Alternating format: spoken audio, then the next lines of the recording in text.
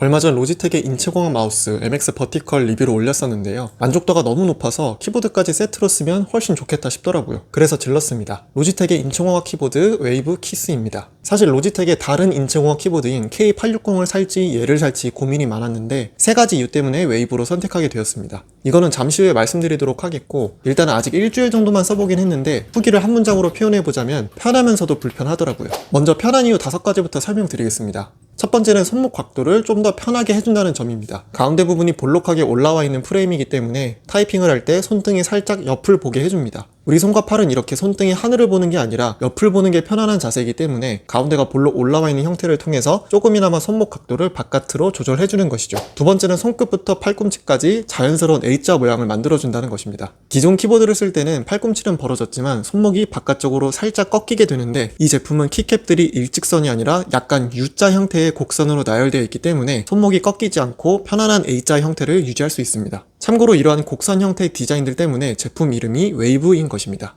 세 번째는 기본 장착된 팜레스트입니다. 팜레스트 덕분에 손목의 높이도 약간 높아져서 손목이 쫙 펴진 상태로 타이핑을 할 수 있습니다. 그리고 적당한 쿠션감이 있어서 좀 더 편안한 느낌도 제공해줍니다. 네 번째는 일반 키보드와 유사한 키 배열이라는 점입니다. 보통 인체공학 키보드라고 하면 가운데가 비어있거나 아예 스플릿된 형태도 있는데, 이러한 디자인의 최대 단점은 보통 U키가 왼쪽에 있다는 것입니다. 보통 U키는 오른손으로 타이핑하기 때문에 갑자기 왼손으로 타이핑하는 게 굉장히 어색하고 불편할 수밖에 없습니다. 이거 하나 때문에 인체공학 키보드 입문을 포기하는 사람도 꽤 많죠. 하지만 이 제품은 키 배열이 붙어있기 때문에 별다른 적응 필요 없이 기존처럼 쉽게 타이핑이 가능합니다. 그리고 마지막 5번째는 넘버 패드까지 있음에도 콤팩트한 사이즈라는 점입니다. 많은 분들이 텐키리스처럼 키보드 길이가 짧으면 키보드와 마우스 간격이 짧아져서 전환이 빨라서 좋다, 휴대성이 좋다, 책상 공간이 여유로워져서 좋다, 이렇게만 생각하는 분들이 많습니다. 물론 다 맞는 말이긴 한데, 여기에 하나 더 추가해보자면 키보드를 쓸 때 우리 몸도 좀 더 편해진다는 것입니다. 일반적인 풀배열 키보드를 쓸 때는 몸이 약간 왼쪽으로 쏠리게 됩니다. 그렇다고 키보드를 몸 중앙에 놓으면 이번에는 마우스가 너무 오른쪽으로 쏠리게 됩니다. 하지만 텐키리스처럼 키보드 길이가 짧으면 키보드를 쓸 때, 마우스를 쓸 때 모두 몸이 어느 한쪽으로 쏠리지 않아 편안하게 사용할 수 있습니다. 그런데 이 제품은 10키까지 있음에도 거의 텐키리스에 가까운 사이즈여서 편안함과 실용성을 모두 제공해줍니다. 이게 가능한 이유는 일반적이지 않은 키배열 때문인데, 이것 때문에 편하면서도 불편한 키보드라고 말씀드린 것입니다.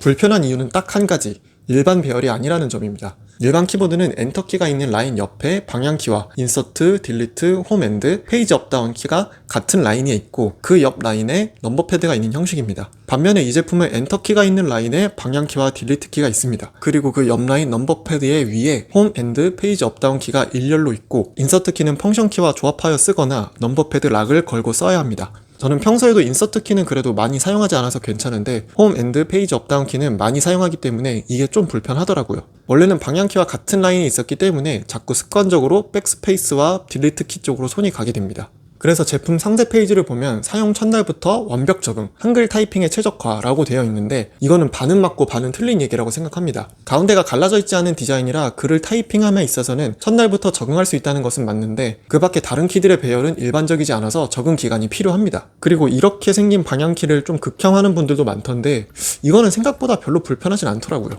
불편한 것은 키캡의 모양이 아니라 배열이었습니다. 그러면 인체공학 키보드이면서 일반 배열인 K860을 쓰면 되는 거 아니냐 하실 수도 있는데, 제가 K860 대신 웨이브를 구매한 이유는 3가지가 있습니다. 첫 번째는 가격입니다. 현재 로지텍 코리아 브랜드 스토어 기준으로 K860은 189,000원, 웨이브는 89,000원으로 약 2배 이상 차이 나는 가격입니다. 아무리 건강을 위해 투자한다 생각하려 해도 키보드 하나 20만원을 태우기에는 굉장한 부담이더라고요. 그에 반해 웨이브는 어쨌든 10만원 안으로는 들어오니까 이 정도는 충분히 살만하다 생각되었습니다. 두 번째는 왼쪽에 붙은 U키입니다. 저는 모든 손가락으로 타이핑을 잘 하기 때문에 크게 불편할까 싶었는데, 막상 매장 가서 직접 타이핑 해보니까 생각보다 엄청 불편하더라고요. 보통 왼손은 자음, 오른손은 모음을 타이핑하는 게 일반적인데, 갑자기 모음 중에서 U키 하나만 왼손으로 치려 하니까 생각보다 훨씬 더 어색하고 불편했습니다.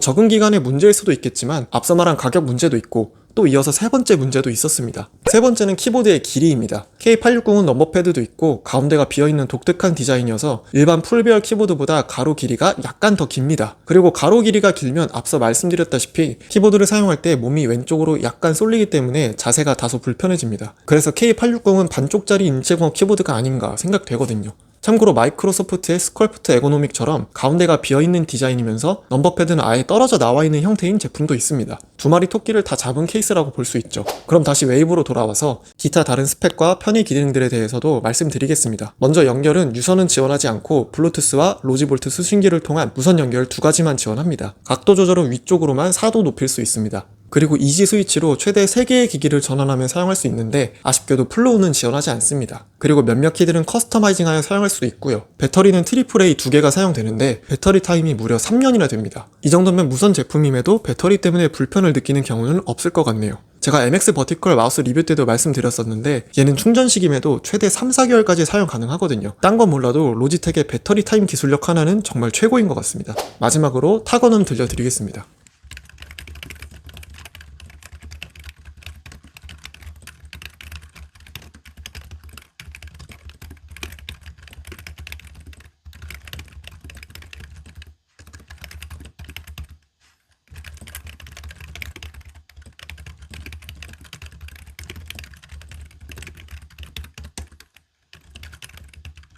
결론 정리해보겠습니다. 장점으로는 인체공학 키보드임에도 큰 부담 없는 가격, 가운데가 갈라져 있지 않은 디자인이라 쉽게 적응 가능, 콤팩트한 크기, 긴 배터리 타임, 조용한 타건음 정도가 되겠고, 단점으로는 기타 다른 키들의 배열이 일반적이지 않아서 적응에 시간이 필요하다는 점, 그리고 가운데가 스플릿 되어 있지 않기 때문에 스플릿 제품들보다는 비교적 덜 편하다는 점입니다. 키캡 배열을 곡선으로 만들어서 손목 꺾임을 방지하긴 했지만 아무래도 아예 스플릿 되어 있는 제품보다는 효과가 덜 하지 않을까 싶습니다. 여튼 뭐가 됐든 컴퓨터를 많이 사용하신다면 인체공학 제품들은 꼭 한번 써보시기 바랍니다. 그럼 저는 다음 제품 리뷰로 찾아뵙도록 하겠습니다. 감사합니다.